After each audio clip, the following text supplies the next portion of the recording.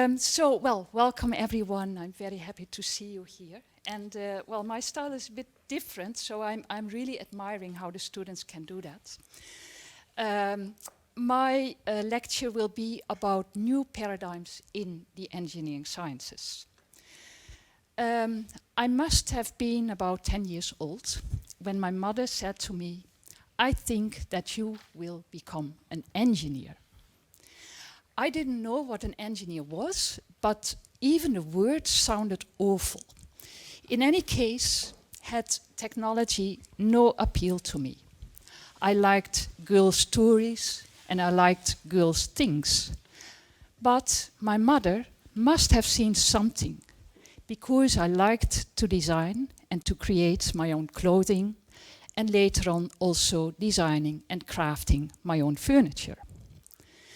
This home industry was partly out of necessity, because the moment I was born, my father, he decided to become a shipyard designer, which was quite a challenge and challenging way to earn a household income.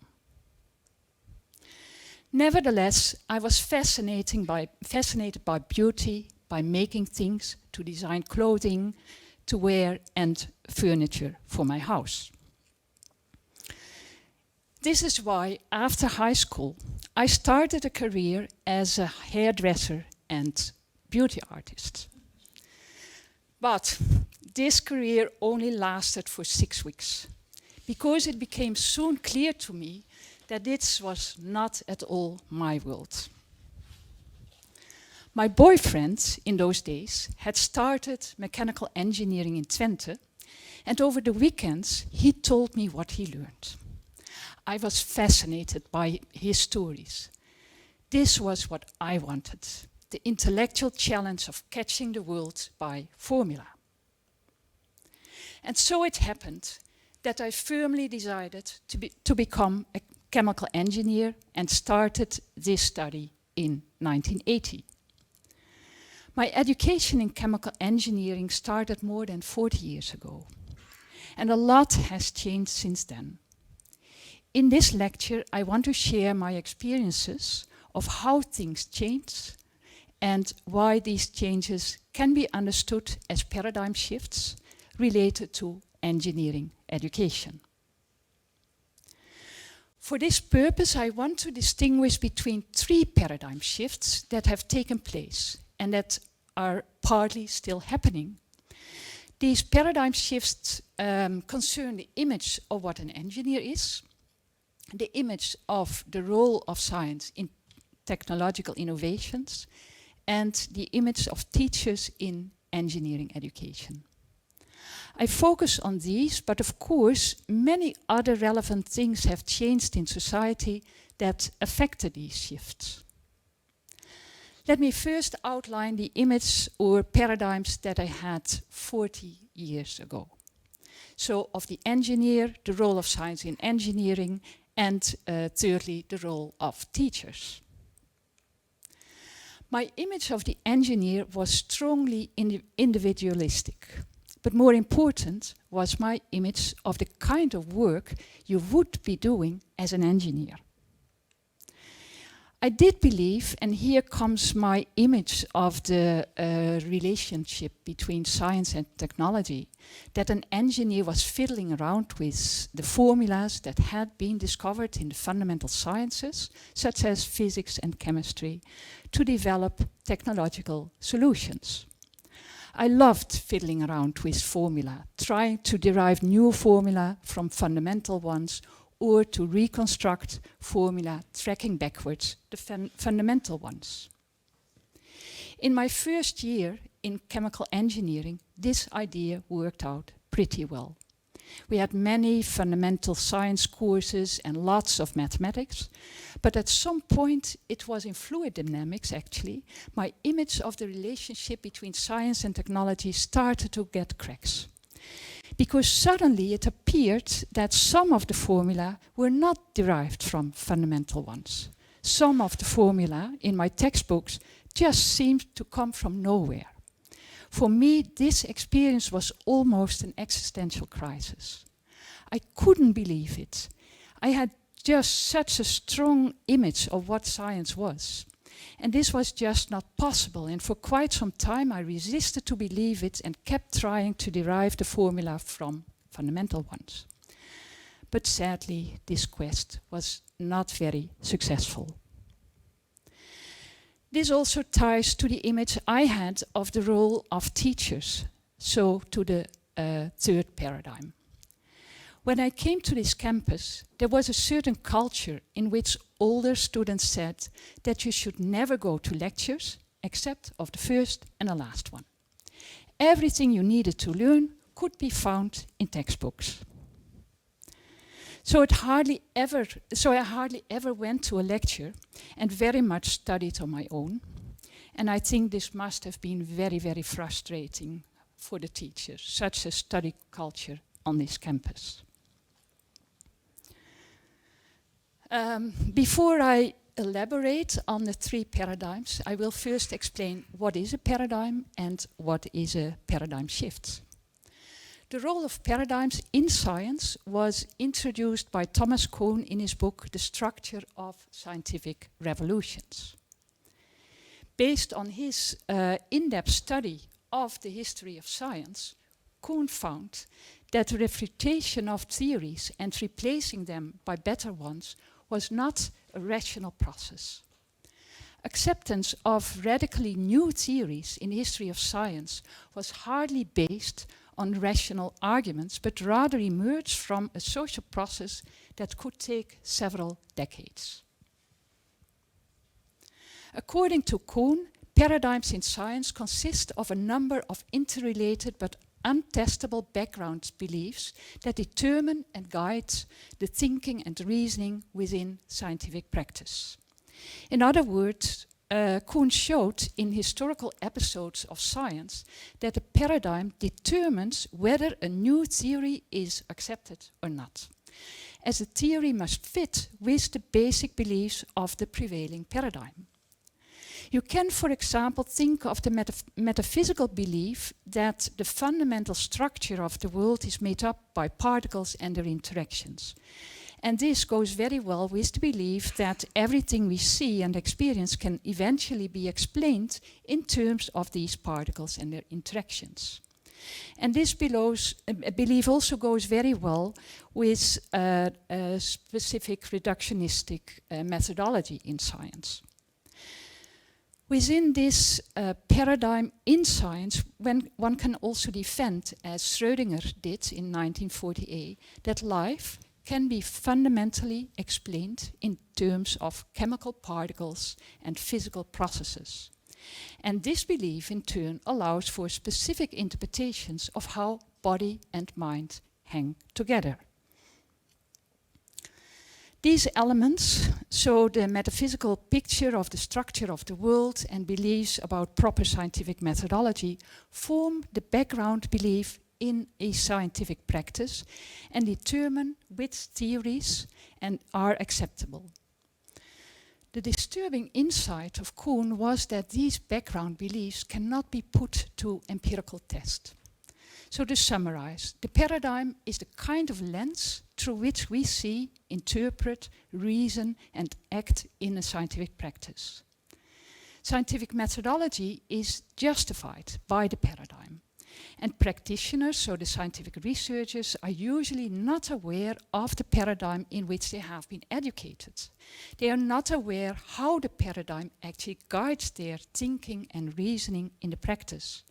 And students entering a practice, so a discipline for instance, are encultured in it and automatically adopt the prevailing paradigm.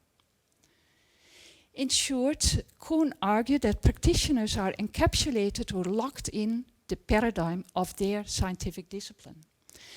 And he also argued that a paradigm shift is a social process.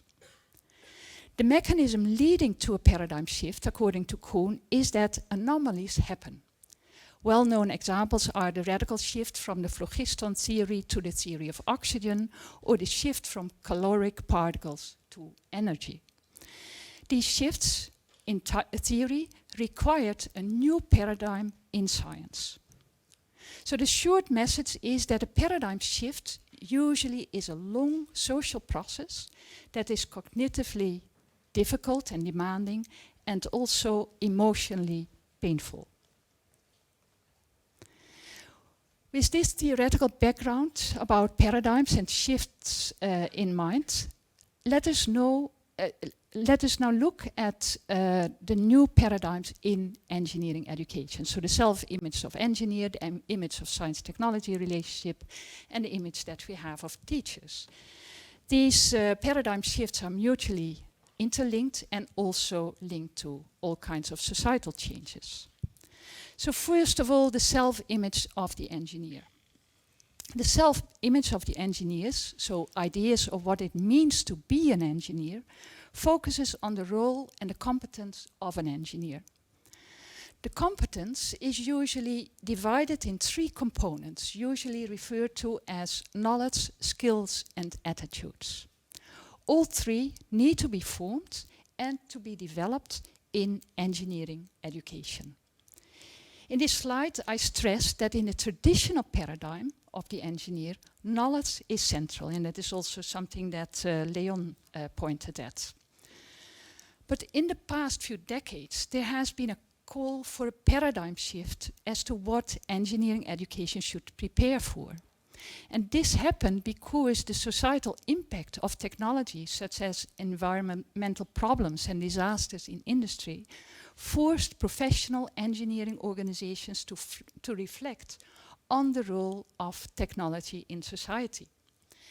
And as a response to this, also engineering education societies such as the AC and CEFI came with revised visions for engineering education programs. And on this slide you can see the title of one of the calls in 2002 to realize a new paradigm for the engineering education. When I reflect on my own career in engineering sciences, my development and changing views can be interpreted along the lines of the three paradigm shifts. The first happened in the second years of my studies in chemical engineering, shortly after the existential crisis about shortcomings of fundamental formula in describing concrete physical chemical systems. In 1982, I started to really worry about disasters caused by chemical industry, the pollution of air, water and soils, the toxic compounds in the environment, and so on and so forth. And I then seriously considered quitting my study in Chem-Eng. But I decided differently and started thinking about my own social responsibility as an engineer. In 1984, I coined the term ethics and technology and started taking action to get this issue on the agenda. For example, while doing my master's and PhD in bioprocess technology at the Technical University of Delft, I started to advocate the importance of ethics education in engineering education programs. And I proposed a working group, Ethics and Technology, at the Royal Dutch Society of Engineers, the KIVI, that I chaired for about 8 years. I also took up philosophy as my second master at the University of Leiden. Crucially, the paradigm shift that engineering education societies called for concerned the role of engineers in society. The shift in perception has been that industry and companies are part of society. They influence and interact with society and with the environment in which we live. They are part of a much wider ecosystem. Therefore, technological development and design should anticipate the impacts and the futures that they enable or that they cut off.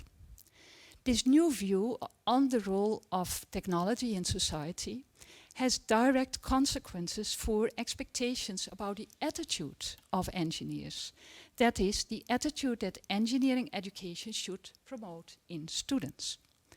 The attitude of engineers should be that they want to make the world a better place and assume the awareness that they bear social responsibility for their professional role in society. An important consequence of the new paradigm of what an engineer is is that rather than knowledge, the desirable attitude of engineers has become the locus of engineering education. So you see this turning upside down in this slide.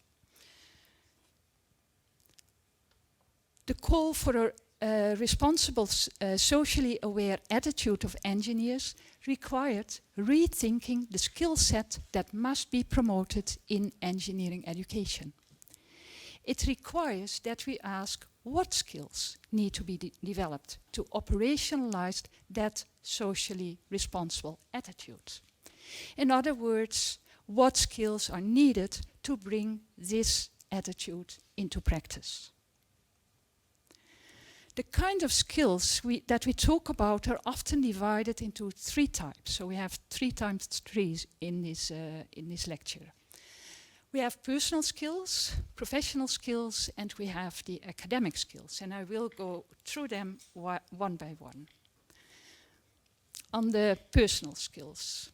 In view of the desired attitude, important personal skills concern, for example, the ability to handle complexity, we have heard that in the symposium several times, and to handle uncertainty.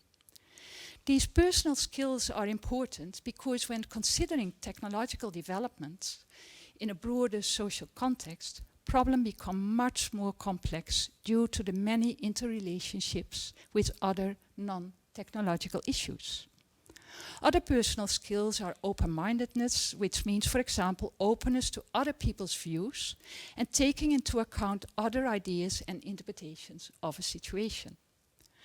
Also, imagination and empathy are important, as these concern the ability to imagine possible futures and to get a feel for other people's experiences and feelings.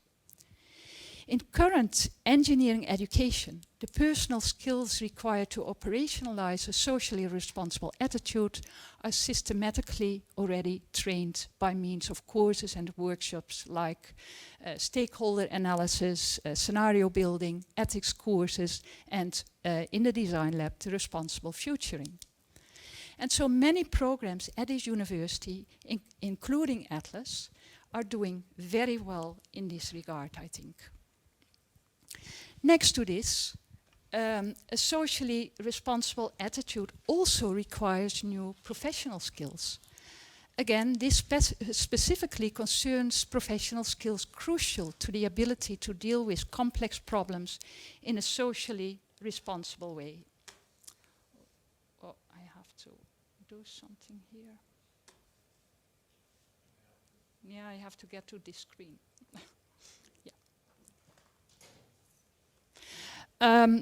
In current engineering education, in current engineering education, these professional skills are trained in project-based learning and in challenge-based learning, where students learn to work in teams on a problem.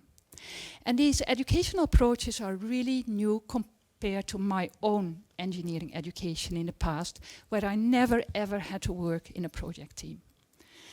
An inspiring new insight that gives a very positive twist to the image of both technical and social engineers is the idea that engineers should also be active in the framing of a problem. Some call this entrepreneurial skills, others call it transdisciplinary skills. The idea is that one does not take a problem on face value, but actively frames it in a broader inter- or transdisciplinary context. For example, by interviewing users and learning about their needs, or by considering the problem in a much broader societal perspective. So far, I have covered a number of personal and professional skills, and I believe that teaching these skills is already well implemented in the study programs at the University of Twente, as well as other technical universities in the Netherlands and abroad. The socially responsible attitude and the development of the necessary personal and professional skills is particularly apparent among many of our Atlas students. And it is in stark contrast to the engineering education that I received 40 years ago. The third type of skill needed to effectively shape a socially responsible attitude as an engineer are academic skills. The core of my message of today is that quite some work needs still to be done regarding the academic skills in view of the new paradigm on socially responsible engineers. So to help to bring that attitude into practice. I take the so-called Myers criteria as my starting point for thinking about academic skills. And Myers and co-authors in 2003 critically asked, what does it mean to have an academic education?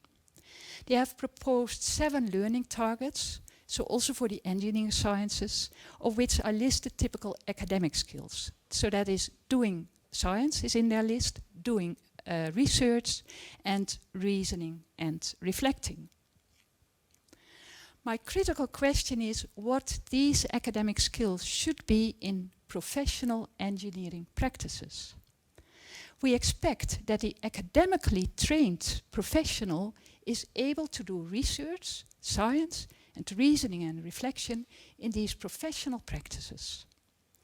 However, current engineering education usually trains in academic science and research. And on this slide, I list the kinds of academic skills that we commonly teach and which I attribute to a traditional paradigm of the relation between science and technology. Whereas professional practices require that engineers have a different kind of academic skills in doing science and research in complex real-world problem-solving context. So in short, we equip our students with proper personal and professional skills, but insufficiently, in my opinion, yet with academic skills that suit professional practices. The view that academically trained professionals are not well prepared for professional practice was already voiced by Donald Schoen in 1983 in his book The Reflective Practitioner, How Professionals Think in Action. Donald Schoen presents a very rich analysis and recommendations of the kinds of academic skills a professional should have. But although his book is very well known, his insights have not fully landed in the training of academic skills in engineering education. My guess is that this has to do, in part at least, with the dominant traditional paradigm of the role of science in technology. So the second paradigm I aim to address. My hope is that the gradual emergence of a more adequate paradigm about that relationship will make education in the academic skills identified by Donald Schoen a matter of course. Let me first briefly explain the second paradigm shift as it happened in my own understanding of the science and technology relationship.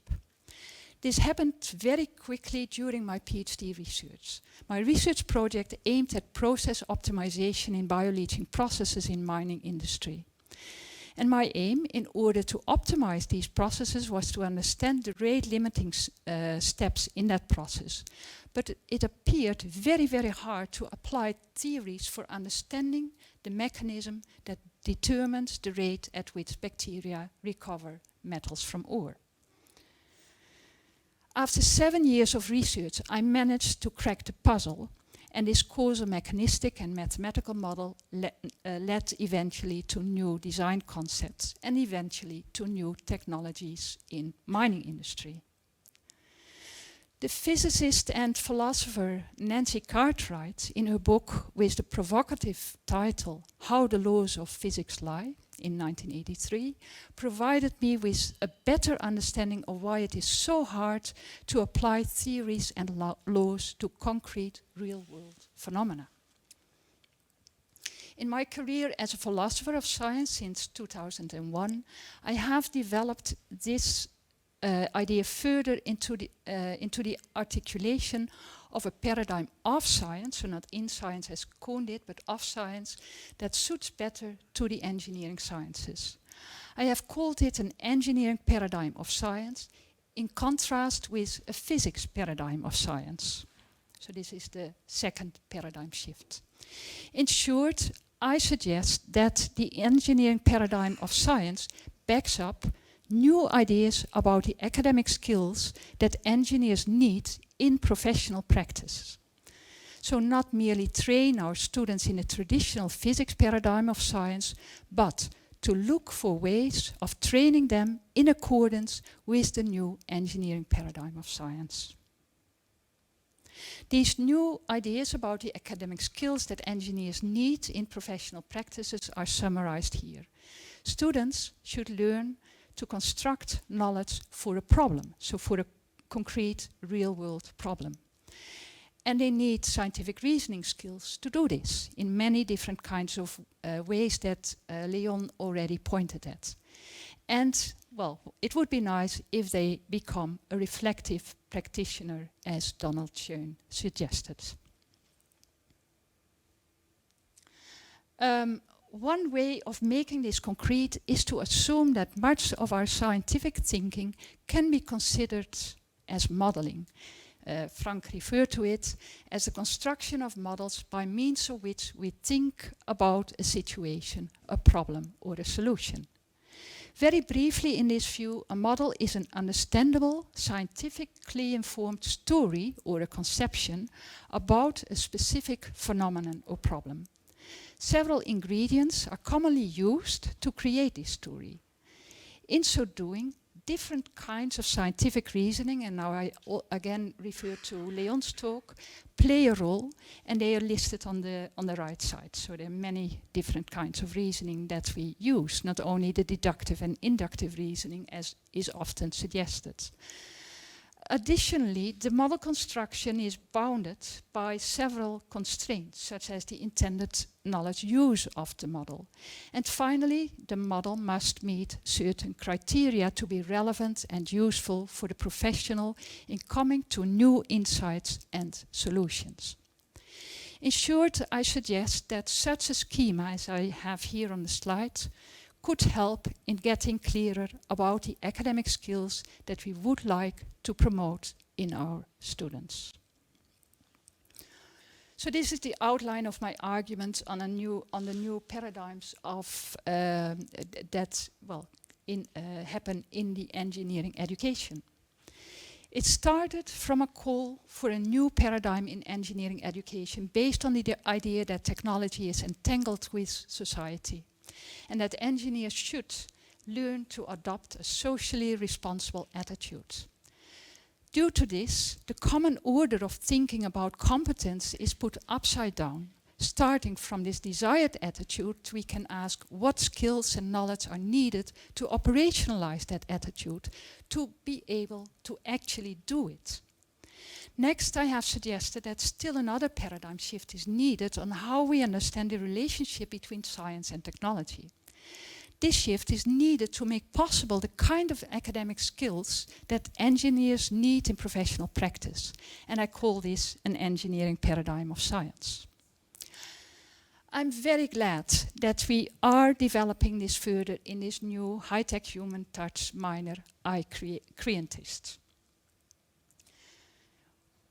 With this fantastic team, and referring to this theme, I conclude with the third and last paradigm shift, which is about the role of the teacher.